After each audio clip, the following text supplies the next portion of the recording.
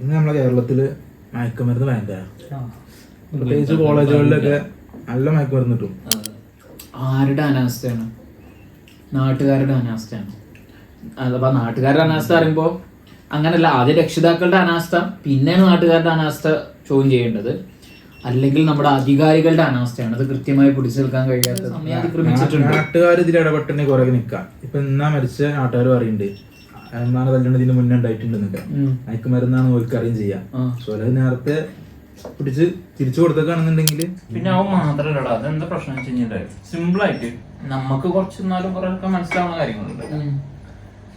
അത് വെച്ച് നോക്കുമ്പോ നാട്ടില് കൂടുതലും കാരിയേഴ്സ് ആണ് ഇഷ്ടം പോലെ, അതും യങ്സ്റ്റേഴ്സ്. സാധനം അങ്ങോട്ട് എത്തിച്ചു കൊടുത്താൽ അവന് പോക്കറ്റ് ചെലവിനുള്ള പൈസയായി. അവനും ഇതിന്റെ ആളാണെങ്കിൽ അവന് ഉപയോഗിക്കാനുള്ള സാധനം കിട്ടും. ഒരു വെടിക്കലിട്ട് പക്ഷി